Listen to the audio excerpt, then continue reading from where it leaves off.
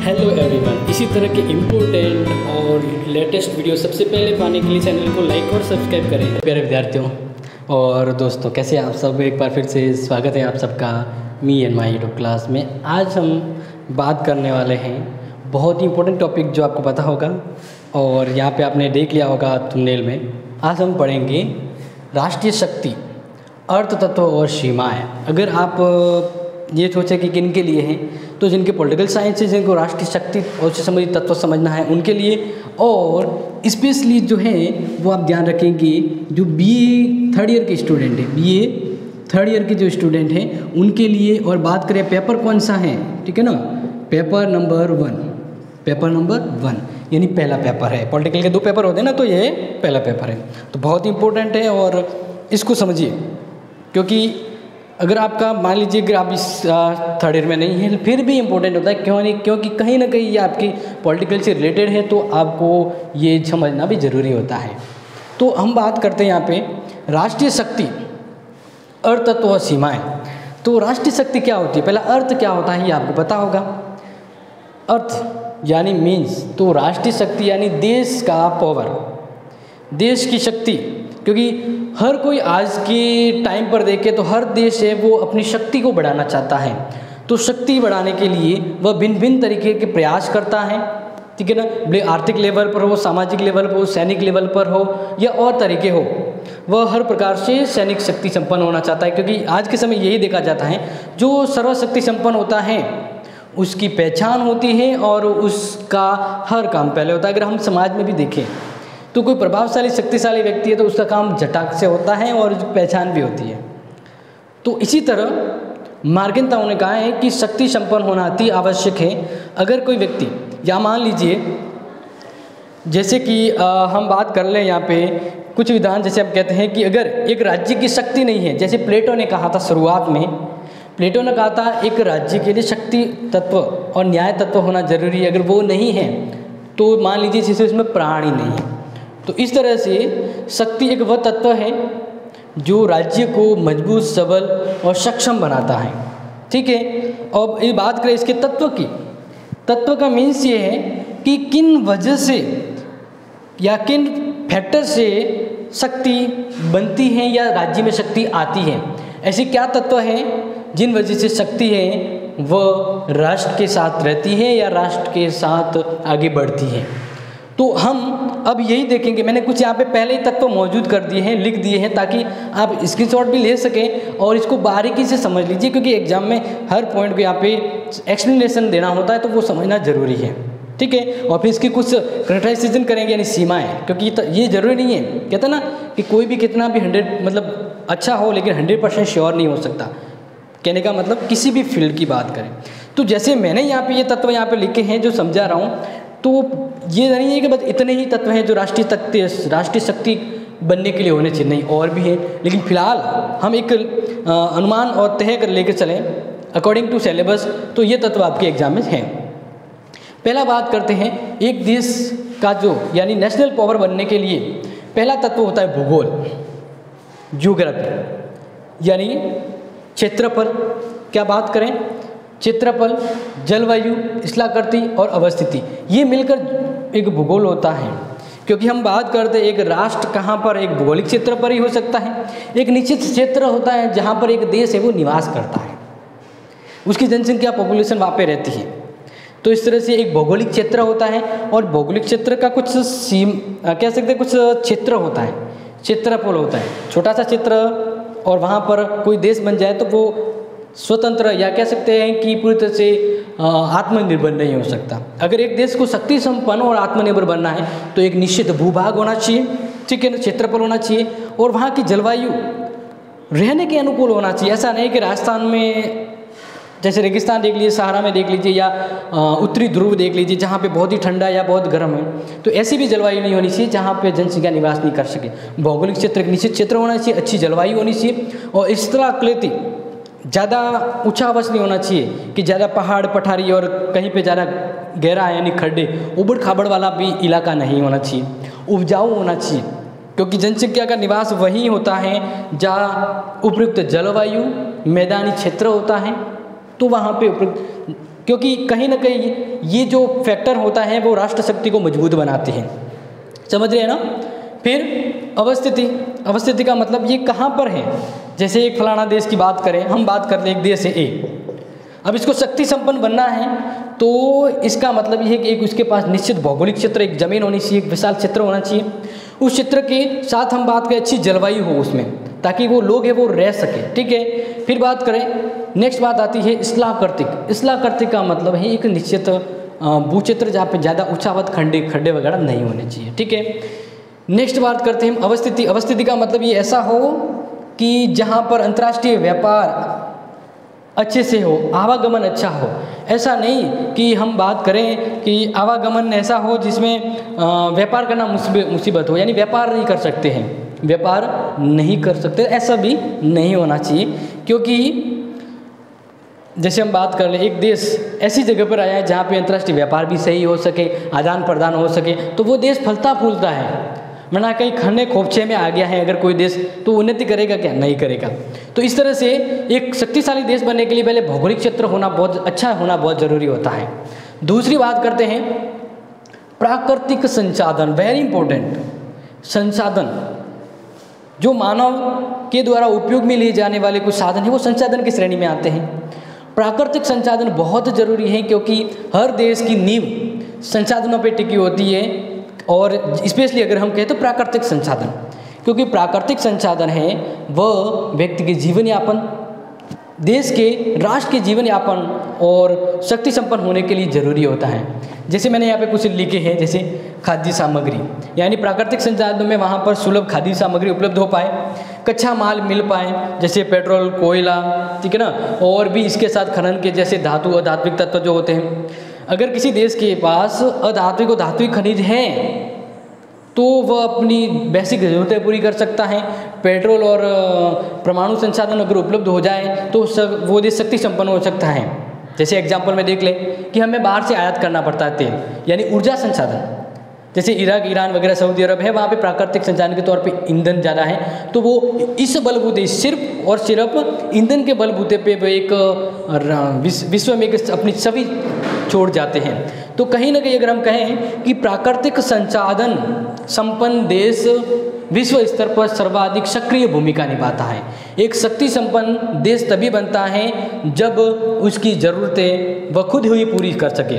अगर मान लीजिए यही देश है, इसको शक्तिशाली बनना है, जो कोयले वगैरह संसाधन, परमाणु हथियार वगैरह चाहिए, लेकिन ये सब चीज़ें उसे दूसरों से लेनी पड़ती है, तो वो शक्ति संपन्न नहीं कहलाएगा, क्योंकि कभी कभार हो सके जरूरत पड़ी और आगे वाले ने नहीं दिया तो एक राष्ट्र शक्ति संपन्न तभी बनता है जब उसका एक फैक्टर होता है कि उसके बाद प्राकृतिक संसाधन सहूलियत से हो, उसके पास मजबूत रूप में हो, अवेलेबल हो।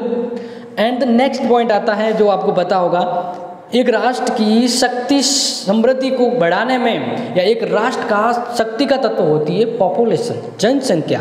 बिल्कुल, जनसंख्या एक ऐसा तत्व है जो हर देश की चाहत होती है कि एक अच्छी जनसंख्या वाला हो जो रिप्रेजेंट कर सके अपने आप को एक शक्ति के रूप में। अब यहाँ पे ये ध्यान रखिए, हम जरूर ये बात करें, अगर आप देखें जैसे हम लिमिटेशन की, तो सिर्फ और सिर्फ भौगोलिक क्षेत्र ही शक्ति के लिए ज़रूरी नहीं है, या सिर्फ प्राकृतिक संसाधन हो जाए तो वो शक्तिशाली हो जाएगा, नहीं। किसी के पास ढेरों सुविधाएं हैं या सब कुछ है उसके पास, लेकिन उसको कहते हैं ना संरक्षण करना नहीं आता है। एक देश है जिसके पास प्राकृतिक संसाधन खूब है लेकिन उसको मेंटेन करना नहीं आ रहा है, तो दूसरे लोग इसके लूट के जाएंगे। तो कहने का मतलब हर कोई तत्व है ना, वह एक अकेला होकर किसी भी राष्ट्र के लिए शक्ति संपन्न नहीं हो पाता है। ये सभी मिलकर ही एक राष्ट्र है वो शक्ति संपन्न, शक्तिशाली बन सकता है। तो इसलिए जनसंख्या पॉजिटिव पक्ष भी होता है और नेगेटिव भी होता है, लेकिन ज़्यादातर पॉजिटिव होता है, ठीक है ना। जैसे मान लेते हैं कोई बड़ा क्षेत्र है लेकिन अगर जनसंख्या कम है तो हम क्या कहते हैं कि इसको तो चुटकियों में धूल चटा देंगे, ऐसा माना जाता है ना। और एक बड़ी जनसंख्या तो सोचते यार कि युद्ध करना है यार, वो तो बहुत ही ज़्यादा पॉपुलेशन है, बहुत ही ज़्यादा संख्या, कैसे मारेंगे, यानी संख्या, बाहुबल, इसको देखकर भी तो शक्ति समृद्धि अपने आप में अनुभव करता है। तो जनसंख्या अपने आप में राष्ट्र शक्ति को प्रेजेंट करती है, परिचायक होती है। काफ़ी एग्जाम्पल आपने देखे होंगे, अभी जैसे अगर देखें कोई छोटी जनसंख्या वाला देश अगर भारत के साथ लड़ना चाहे तो पहले तो वो सोचे कि यार भारत कितना विशाल देश है, सेकंड नंबर की वर्ल्ड पॉपुलेशन है, तो शायद इससे अगर टकराए तो हम नहीं जीत पाएंगे। तो भले ही उसके पास बाकी चीज़ें कम हो कुछ हद तक, लेकिन एक जनसंख्या अपने आप में शक्ति का परिचय देती है। तो एग्जाम में आया तो ये चीज़ होनी चाहिए, आपको लिखना है कि जनसंख्या अपने आप में देश की शक्ति का एक तत्व होती है, जो देश को या देश के लोगों को एक अच्छा कार्य करने के लिए एक मोटिवेशन देती है कि हमारा देश शक्तिशाली है। लोगों में ये भावना आती है, क्योंकि जनसंख्या काफ़ी चीज़ों को सहूलियत बनाती है। लेकिन जनसंख्या एक ऐसा तत्व है जो कहीं ना कहीं आर्थिक विकास को भी कमज़ोर करती है। अगर किसी देश की जो इस्लाह करती है या भौगोलिक क्षेत्र ऐसा है जहाँ से प्राकृतिक संसाधन सही रूप में मौजूद नहीं है, तो ज़्यादा जनसंख्या होने से भीड़ भड़ाका यानी कहीं ना कहीं कहें ये आर्थिक विकास को कमज़ोर कर देती है। क्या करेगी? आर्थिक विकास को कमज़ोर कर देती है। तो इसलिए जनसंख्या होना चाहिए, लेकिन एक अकॉर्डिंग टू होना चाहिए। अकॉर्डिंग टू का मतलब एक देश विशाल जनसंख्या वाला है, प्राकृतिक संसाधन उसके पास आवश्यक रूप से उपलब्ध है, तो जनसंख्या बड़ी होगी तो कोई टेंशन नहीं। यानी एक परिवार में कोई कमाने वाले गवर्नमेंट सर्वेंट की तरह या किसी का बिजनेस है और उसकी परिवार बड़ा है तो वो संभाल सकता है। लेकिन अगर उसके 10-15 सदस्य हैं और वो एक कार मजदूरी पे जाता है तो वह अपने परिवार को वो सुख सुविधा नहीं दे पाएगा जो होनी चाहिए।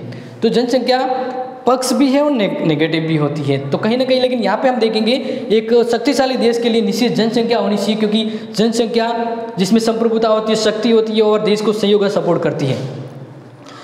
नेक्स्ट, देश को शक्तिशाली बनाने के लिए होता है तकनीकी, टेक्नोलॉजी। बिल्कुल, टेक्नोलॉजी का कितना फर्क है आपने देखा होगा। एक टेक्नोलॉजी के बलबूते पे देश किसी को झुका सकता है, शरणों में झुका सकता है। टेक्नोलॉजी, नॉलेज ऐसी चीज़ है जिसके बलबूते पर कोई छोटा देश भी अपनी धाक, अपना पावर विश्व स्तर पर छोड़ सकता है। अब तकनीकी का नॉलेज यहाँ पे जैसे देखें तो किसी के पास सैनिक टेक्नोलॉजी आ जाए, यानी आर्मी टेक्नोलॉजी। बिल्कुल, किसी की सेना अत्याधिक आधुनिक है, टेक्निक ज़्यादा है उनमें, अत्याधुनिक यानी अपडेट की हुई है। जैसे अगर हम बात कर लें तो इतिहास में काफ़ी ऐसे एग्जाम्पल मिलते हैं कि भीड़ भड़ाक सेना होते हुए भी वो युद्ध हार जाते। क्यों? क्योंकि उन सैनिकों में तकनीकी ज्ञान की कमी होती है। जैसे हम बात करें, खानवा का युद्ध देख लिया होगा आपने। जितनी जनसंख्या बाबर की नहीं होती है सेना की, उतनी सांगा की होती है, लेकिन क्यों हारते हैं? क्योंकि यहाँ पे सैनिक तकनीकी का यूज किया गया है। उसने काफ़ी एडवांस तोप, तुगलक पद्धति वगैरह यूज की थी, वैसा सांगा नहीं कर पाया था। उसके पास संख्या बाहुबल्य था, लेकिन वो टेक्नोलॉजी नहीं थी। जैसे हम मान लें हजारों सैनिक आ रहे हैं तलवार लेके मारने, लेकिन मेरे पास 10 सैनिक ही है, लेकिन मेरे पास टेक्नोलॉजी है, तोप है जो उनके पास नहीं है। तो अब आप यकीन कीजिए कौन जीतेगा? एक तोप 100 ढेर, एक तोप 100 ढेर, या 10 गोले दाग दिए तो 1000 ढेर। तो इस तरह से एक छोटा सा एग्जाम्पल है। तो टेक्नोलॉजी काफ़ी स्तर तक की होती है, एडवांस सैनिक हुए, एडवांस संसाधन, एडवांस हथियार वगैरह काफ़ी चीज़ें हो सकती है। औद्योगिक तकनीकी, बिल्कुल हर कोई उद्योग तो इंडस्ट्री हर किसी के पास है। तो आप यकीन या एक बार गौर फरमाइएगा कि काफ़ी देशों के पास ऐसे औद्योगिक संसाधन यानी कारखाने, फैक्ट्रियाँ हैं, लेकिन बाकी देश इतना ज़्यादा उत्पादन कर पा रहे जितना दूसरी अविकसित नहीं कर पा रहे। क्यों?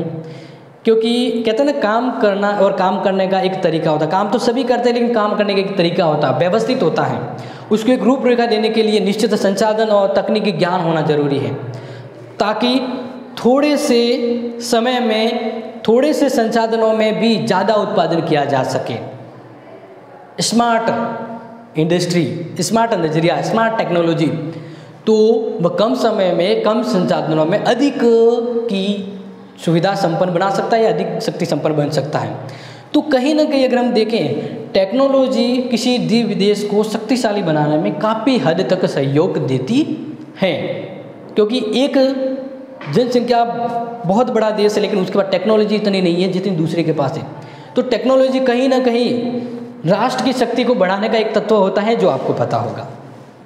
संचार तकनीकी, कम्युनिकेशन, बिल्कुल आ जाने के साधन जैसे कहते हैं टेलीफोन। देखो पहले की जैसे बात करें तो पहले संसाधन कम्युनिकेशन इतना नहीं था जितना आज है। तो आज के और उस समय की अगर कंपैरिजन को देखें तो शक्ति तत्व किसमें है? यानी एक देश को शक्ति बनाने के लिए कम्युनिकेशन तगड़ा होना चाहिए या नहीं होना चाहिए? होना चाहिए ना। क्योंकि इसके द्वारा वर्तमान समय में हम कम समय में काफ़ी चीज़ें पॉसिबल कर सकते हैं, काफ़ी चीज़ें हमारे पास हो सकती हैं, ज़्यादा उत्पादन कर सकते हैं, ज़्यादा प्रोडक्शन होता है, इस वजह से ज्ञान ज़्यादा स्तर पर पहुंचता है। यानी हमें 100 लोगों को एक साथ शिक्षित करना है तो पॉसिबल है, मतलब 100 क्या लाखों को अगर एजुकेशन देना है, या मान लीजिए कि वर्तमान में कोई महामारी फैली है तो उसकी जानकारी देनी है, तो टेक्नोलॉजी है वो सुलभ कर देती है। यानी इमरजेंसी में भी टेक्नोलॉजी है वो देश को सक्षम बनाती है, कम समय में जल्दी सुविधा संपन्न हो सकते हैं। ज़्यादा नवीनीकरण और ज़्यादा शक्ति संपन्न होना कब पॉसिबल है? जब तकनीकी ज्ञान हो, ठीक है ना, ये चीज़ आपको समझ में आ गई होगी। फिर बात आती है कि विचारधारा, देश को शक्ति संपन्न बनाने में विचारधारा भी काफ़ी इंपॉर्टेंट होती है। विचारधारा का मतलब यहाँ पे होता है विचारों की एक व्यवस्थित कह सकते हैं वे, जैसे हम कहते हैं ना मार्क्सवादी विचारधारा। अगर कुछ एग्जाम्पल मैं लिखूँ, जैसे मार्क्सवादी, समाजवादी, साम्राज्यवादी या साम्यवादी, पूंजीवादी, उदारवादी, तो हर देश की एक विचारधारा होती है जिसको लेकर वो अपनी देश को आगे बढ़ाता है। तो कहीं ना कहीं विचारधारा भी शक्ति के तत्व को मौजूद करती है। शुरुआत में अगर हम देखें तो हमारी विचारधारा क्या थी? हम ज़्यादा सोचते थे कि शांति संपन्न होना चाहिए, हमारे रवैये में उदारता ज़्यादा थी, सहनशीलता, क्षमता और शांति की धुन ज़्यादा सवार हुआ करती थी। तो इस विचारधारा का फ़ायदा दूसरे लोगों ने उठाया क्योंकि ये विचारधारा काफ़ी नहीं थी। जैसे चीन ने हमारी उदारता के कारण ही हमारे साथ किया था युद्ध, हमारी शांति संपन्न और सहयोग की नीति का सिलसिला ये रहा कि पाकिस्तान ने हमारे साथ लड़ाई कर दी। तो कहीं ना कहीं विचारधारा भी एक ऐसा तत्व है जो देश की शक्ति को प्रतिबिंब और कैसे प्रोत्साहित करता है। तो जैसे ये होता है कि साम्यवादी विचारधारा को कोई बढ़ाना चाहता है, कोई पूंजीवादी, कोई फांसीवादी, तो ये विचारधारा भी शक्ति तत्व को मजबूत बनाती है।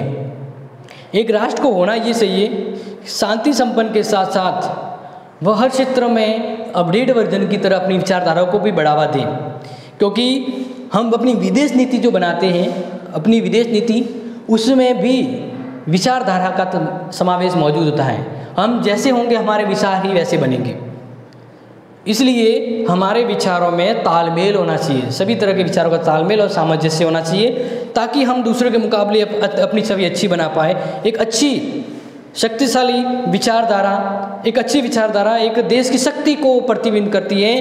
कमज़ोर विचारशील है वह देश कितना भी प्रभावशाली हो, लेकिन विचारधारा कमज़ोर है, विदेश नीति कमज़ोर है, तो वह दूसरों के सामने झुक जाने को मजबूर हो जाता है।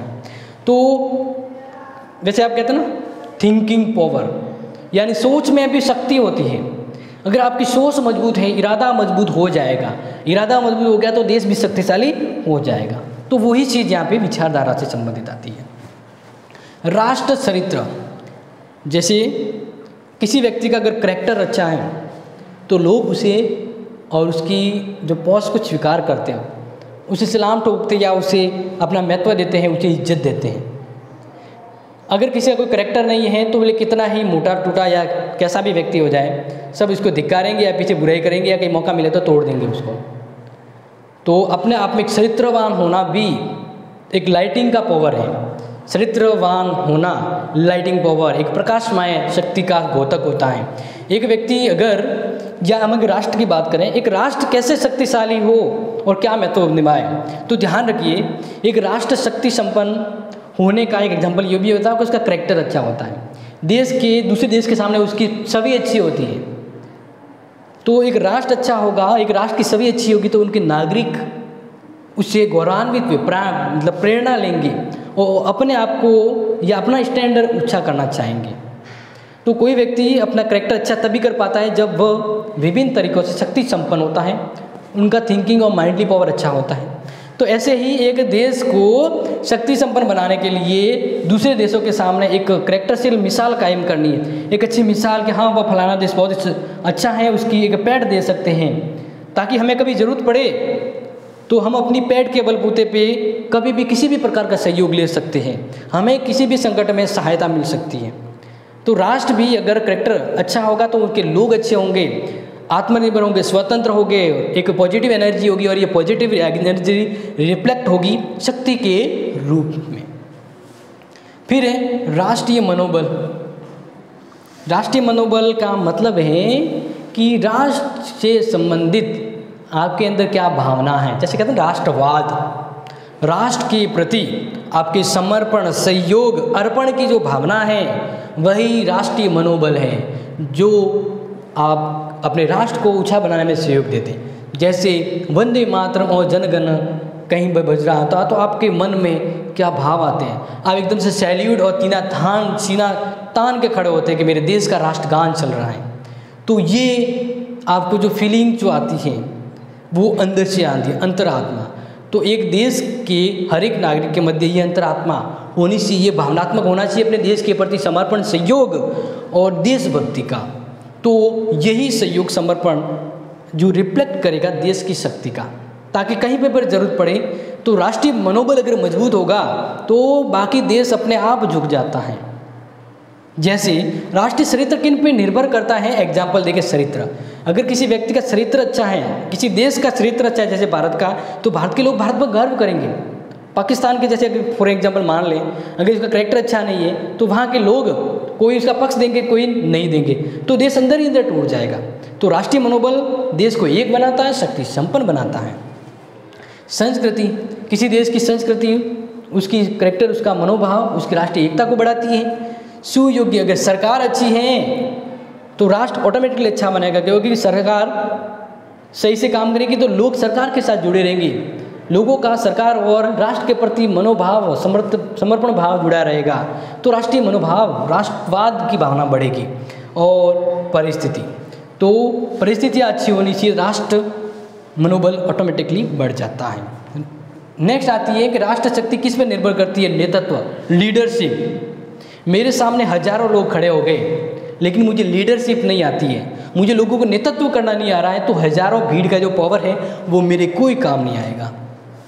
क्योंकि देश के लिए युद्ध लड़ना है, देश के लिए युद्ध लड़ना है, मेरे सामने पर्याप्त सैनिक हैं लेकिन मेरे पास लीडरशिप नहीं है, मुझे लीडरशिप करने का तरीका पता नहीं है, तो इतनी शक्ति संपन्न होते हुए भी मैं फेल हो जाऊंगा। क्योंकि नेतृत्वकर्ता एक सुलभकर्ता होना चाहिए। जैसे अपने बात कर लें, जैसे अपने बात करें अपने भारत सरकार की, अगर प्रधानमंत्री एक अच्छा नेतृत्वशील प्रभावशाली व्यक्ति है तो देश कमज़ोर होते हुए भी वह एक सही राह पे ले जाएगा, लीडरशिप। जैसे महात्मा गांधी दांडी मार्च यात्रा पे गए थे, तो दांडी मार्च यात्रा का नेतृत्व गांधी जी ने किया था, अपना एक लीडरशिप परिचय दिया था और उस आंदोलन को सफल बनाया था। तो कहीं ना कहीं देश का नेतृत्व किन के हाथों में है ये भी निर्भर करता है राष्ट्र की शक्ति के ऊपर। एक राष्ट्र तभी शक्ति संपन्न हो सकता है जब उसका लीडरशिप योग्य हाथों में दिया हुआ हो। ऐसे नहीं कि कुछ चापलूसी लालची लोग हैं जो देश को चला रहे हैं तो देश कभी भी शक्ति संपन्न नहीं बनेगा। वो तभी बन पाता है जब देश के लिए समर्पण भाव रखने वाले, नेतृत्व के गुणों से संपन्न व्यक्ति हैं, वो देश को चला रहे हैं, तो जरूर अवश्य देश शक्ति संपन्न बन सकता है। नेतृत्व और लीडरशिप अच्छे हाथों में होनी चाहिए। कूटनीति, बिल्कुल जैसे चाणक्य कहता है कि राजा को समयानुसार होना चाहिए, अवसरानुसार, साम दाम दंड भेद सभी अपनाना चाहिए, यानी कूटनीति। कहते हैं ना कि टेढ़ी उंगली सीधी से नहीं निकलता तो टेढ़ी उंगली से निकालना पड़ता है। तो यही चीज़ यहाँ पे एक्सप्लेनेशन हो रही है कि कूटनीति अच्छी होनी चाहिए, वरना अच्छी सेना, अच्छे महारथी अगर कूटनीति का ज्ञान नहीं तो वो युद्ध हार जाते हैं, तो देश तो क्या जीत पाएंगे। कूटनीति अच्छी होनी चाहिए। जैसे हम बात कर लें पानीपत का तराइन का सेकंड युद्ध, पृथ्वीराज को क्यों हार का स्वीकार करना पड़ा, क्योंकि उनको दूरदृष्टि या दूरदृष्टिकोण या कूटनीति का पूर्ण ज्ञान न होना भी एक ऐसा कारण माना जाता है। काफ़ी इतिहास में ऐसे एग्जाम्पल हैं जिनके सही कूटनीति न होने की वजह से वे हार गई, साम्राज्य विनाश हो गया। तो देश को चलाने के लिए एक अच्छी विदेश नीति, व्यवस्थित कूटनीति होनी चाहिए। यानी एक कहता ना कि बहुत अच्छा योग्य गुणवान व्यक्ति या गुणवान जनता होनी चाहिए जो समयानुकूल अपने आप में परिवर्तन बदलाव करे।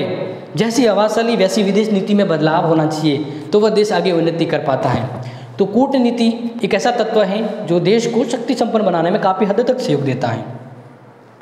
औद्योगिक क्षमता, जैसे हमने पहले बात करी थी, एक देश में अगर उद्योग ज़्यादा हैं तो पूंजी ज़्यादा बनेगी, यानी मैन्युफैक्चरिंग उद्योग अगर ज़्यादा हैं उनके लिए संसाधन मिल जाते हैं, कच्चे माल वगैरह। तो नई नई फैक्ट्रियाँ, जैसे अगर मान लें ब्रिटेन, औद्योगिक क्रांति सबसे पहले कहाँ शुरू हुई थी? ब्रिटेन में हुई थी। और इसी तरह से वो औद्योगिक क्रांति के बलबूते पर अपनी छोटी सी संख्या, छोटा सा क्षेत्र होने हुए भी किंगडम कहलाने लग गया था, क्योंकि उनकी औद्योगिक क्षमता बहुत अच्छी थी। उसने सभी देशों पर अपनी माल सप्लाई करके अपना अधिकार कर दिया था।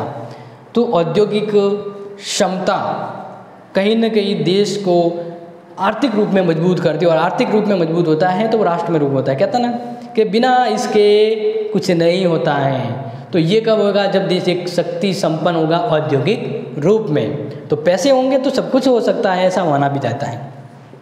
सैनिक तैयारी, अचानक से युद्ध हो जाए और हम अपनी सेना को किस तरह से तैयार कर सकते हैं, किस तरह के हथियार है और संकट काल में सेना कैसे लड़ सकती है, ये भी काम आता है। क्योंकि कहीं ना कहीं ये भी माना जाता है कि सैनिक शक्ति भी एक राष्ट्र को शक्तिशाली बनाती है। तो इमरजेंसी में आप किस तरह से अपने देश की नेतृत्व कर सकते हैं, सेना कैसी है और किस तरह से किस संकट घड़ी में सेना उबार सकती है, किस तरह की सेना है, वायु, जल या थल, और आपातकाल में क्या कर सकती है, अगर इमरजेंसी के समय क्या उसमें ये तालमेल होगा, क्या कुछ ही क्षण में वह युद्ध के लिए तैयार हो सकती है, क्योंकि युद्ध कभी भी हो सकता है। सेना कैसी है, क्या सैनिक तैयारी आपकी अच्छी है, क्या आपके पास हथियार पर्याप्त रूप में है, क्या अपडेट सेना है। तो मेरे विद्यार्थी और प्रिय जो दोस्त हैं, आप देख रहे हैं, ये चीज़ आपको समझ में आ गई होगी कि एक देश तभी राष्ट्र शक्ति संपन्न बन सकता है जब इनके पास आवश्यक रूप से मौजूद तत्व होते हैं। और भी होते होंगे, लेकिन हम एक निश्चित पॉइंट को लेकर चले तो ये एक ज़रूरी है, क्योंकि वर्तमान में कोई एक अकेला तत्व मौजूद नहीं होता है। और वर्तमान में ये भी तो है कि अगर कोई व्यक्ति आर्थिक शक्ति संपन्न है ना, जैसे जिसके पास, जैसे बात करें पर्यावरण, अपने जिसके पास पेट्रोलियम संसाधन है या परमाणु हथियार वगैरह, परमाणु जैसे खनिज वगैरह किसी के पास ज़्यादा है, तो वो भी एक प्रभावशाली व्यक्ति रखता है।